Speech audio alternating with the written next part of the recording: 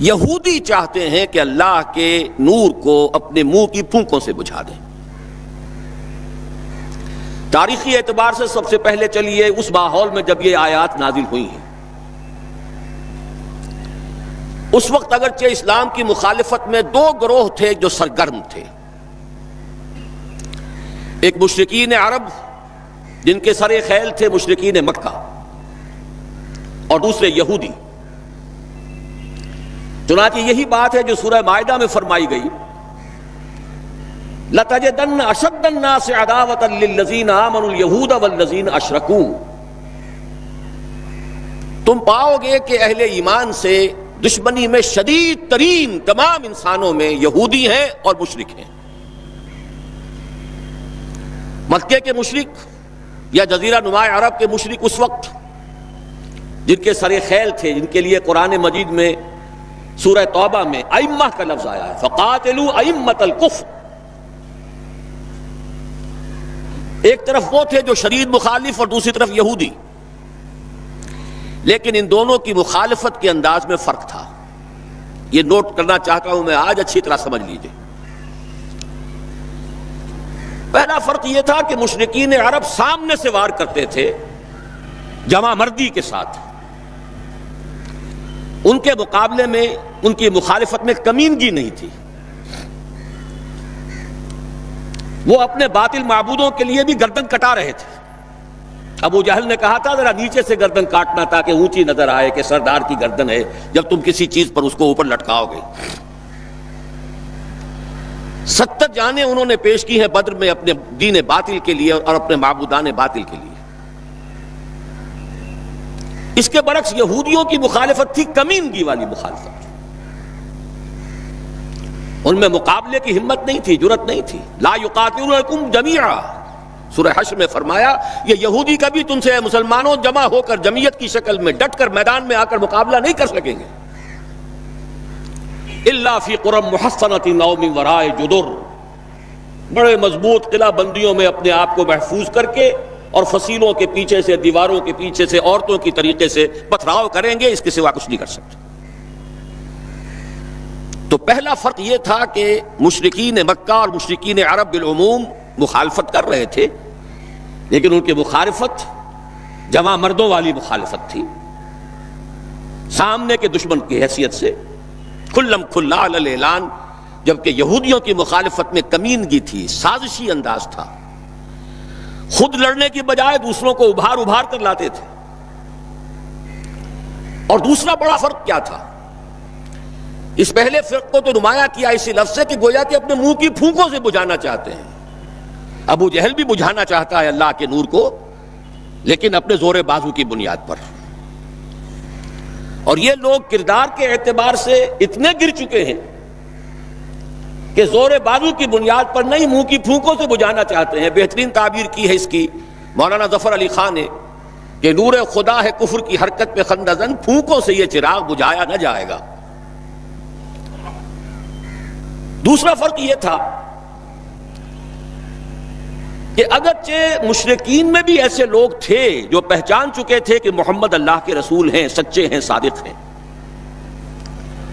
لیکن وہ استثنائی معاملات تھے، وہ غافل تھے۔ قرآن مجید میں بار بار ان کے کفر کے لیے توجیہ پیش کی گئی ہے کہ ان کے پاس کوئی رسول آیا ہی نہیں، ان کے لیے رسالت اور نبوت بڑی ایک عجیب سی شے تھی،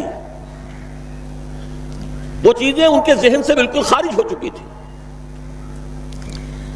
لیکن یہود کا معاملہ اس کے برعکس تھا، وہ 100% پہچانتے تھے محمد رسول اللہ کو صلی اللہ علیہ وسلم، بالخصوص ان کے علماء،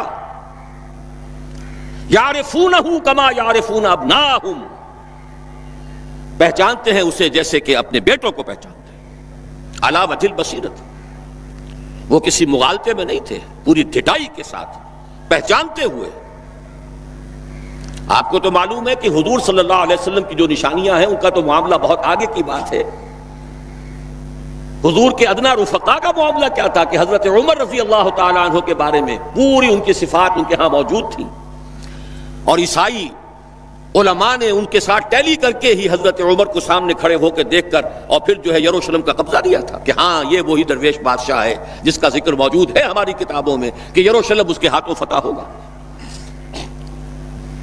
تو یہ دو فرق ذہن میں رکھیے، یریدون لیطفئوا نور اللہ بافواہہم واللہ متم نورہ۔ دوسری بات جو سوچنے کی ہے اس آیت میں کہ نور اللہ سے مراد کیا ہے؟ اللہ کا نور ایک اعتبار سے ذہن منتقل ہوتا ہے قرآن حکیم کی طرف۔ نور اصل میں قرآن مجید میں ہدایت کے لیے بھی آتا ہے، تورات کے لیے آیا فیہا ھدی و نور، انجیل کے لیے آیا فیہ ھدی و نور، روشنی ہی سے انسان راستہ دیکھ سکتا ہے۔ الہدیٰ قرآن حکیم، ہدایت کاملہ، اس کے لیے خاص طور پر لفظ آیا ہے۔ سورہ تغابن میں فرمایا فآمنوا باللہ ورسولہ والنور الذی انزلنا واللہ بما تعملون خبیر۔ ایک مفہوم تو یہ ممکن ہے قرآن مجید کے اس اصول کے تحت کہ القرآن یفسر بعضہ بعضا، ویسے یہ کہ اس کا عام مفہوم اسلام، ہدایت، جس معنی میں چاہے لے لے، لیکن میرا ذہن زیادہ جس چیز کو قبول کر رہا ہے وہ ایک ایسے شخص کی تعبیر ہے جو اگرچہ کوئی معروف عالم دین نہیں تھا، میں نہ عارف نہ مجدد نہ محدث نہ فقیہ، اقبال اپنے بارے میں صاف کہہ رہا ہے، میں نہ عارف نہ مجدد نہ محدث نہ فقیہ، لیکن واقعہ یہ ہے اور آپ کے علم میں ہوگا میرا موقف یہ ہے، اس دور میں قرآن مجید کا نور بصیرت اللہ تعالیٰ نے بڑے وافر پیمانے پر انہیں عطا کیا تھا۔ انہوں نے تعبیر کیا ہے اس نور کو نور توحید سے، چنانچہ یہ اتمام کا لفظ اس کے ساتھ واللہ متم نورہ، جواب شکوہ کے شعر میں کہ وقت فرصت ہے کہاں کام ابھی باقی ہے، نور توحید کا اتمام ابھی باقی ہے۔ واللہ متم نورہ ویابی اللہ الا ان یتم نورہ، یہ بھی نوٹ کر لیجئے، عربی زبان میں شدید تاکید کرنی ہو تو اس میں فاعل کی شکل میں لایا جاتا ہے، واللہ یتم نورہ بھی ہو سکتا تھا، نہیں واللہ متم نورہ، کر کے رہے گا۔ اور پھر اس کو منفی اسلوب میں بھی بیان کر دیا تھا کہ کوئی شک و شبہ نہ رہے، مثبت بھی آ گیا واللہ متم نورہ، اور منفی ویابی اللہ الا ان یتم نورہ، اللہ کو ہرگز منظور نہیں ہے مگر یہ کہ وہ اپنے نور کا اتمام فرمائے۔ وقت فرصت ہے کہاں کام ابھی باقی ہے، نور توحید کا اتمام ابھی باقی ہے۔ میں چونکہ یہاں اسی تعبیر کو اختیار کر رہا ہوں، اس کے اعتبار سے ایک سوال پیدا ہوتا ہے، کیا نور توحید کسی بھی اعتبار سے نامکمل تھا، ناقص تھا، جس کے اتمام اور تکمیل کی ضرورت تھی؟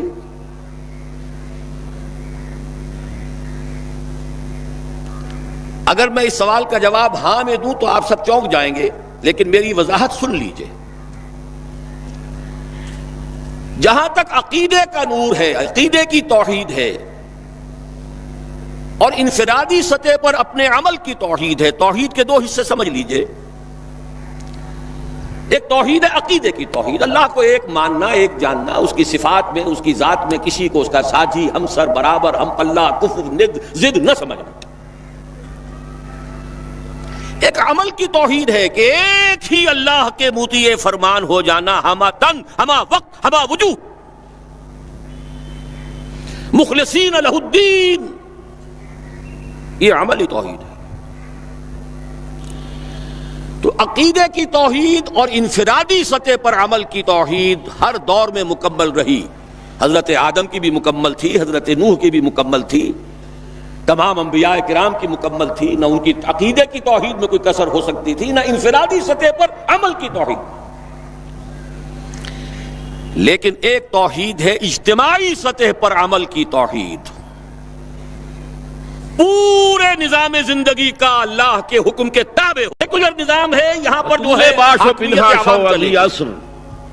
جاؤ مسجدوں میں اللہ کا حکم نافذ کرو۔ شبیر بگیری، اے مسلمان عورت بطول بن جا، زہرا بن جا، یہ سب سے بڑا شرک. اور اس اصل سے پنہا ہو جا، چھپ کبھی جا، علیحدہ ہو جا، وہ تاکہ توحید تیرے ہو جائے، آغوش اللہ ہی میں کا حکم حسین چلے، جیسا بچہ پیدا. سب پر یکساں جاری ہو یہ جائے، پہلا ہے حجاب، سب یکساں اللہ کے حکم کے تابع ہو جائیں. میں نے ضیاء الحق صاحب سے کہا تھا، وَلَوْ كَرِهَ الْمُشْرِكُونَ، مشرک کبھی نہیں چاہیں گے جو ہے دعوت لیکن ان کی مخالفت کے علاوہ مشورہ دینا ہے. میں اپنے مسجد ان کی ساری ریشہ دوانیوں کے باوجود، بھی کرتا ہوں. ان کی جیسے تمام انگریزی کا سازشوں محاورہ کے رائٹ باوجود from the horses mouth, Allah right کا انٹو دین دی غالب ہارسز ہو. ایئرز کچھ کہا جا سکے تو اچھی بات ہے. اب ذرا تاریخی اعتبار سے میں نے جائزہ ان سے لیجئے، کہا ابھی آپ ہم نے تھے اس PIA کو ماحول میں ڈرائی کر جبکہ دیا، ابھی شراب بند کر یہ دیا. آیات نازل ہو رہی تھی. اچھا کام کیا، بہت عمدہ کیا. دنیا پہلی بات تو یہ سمجھ میں آ گئی کہ محمد الرسول اللہ صلی اللہ علیہ وسلم کا مقصد بے ست ہے غلبہ دین. جاتی ہے گروہ کے ساتھ.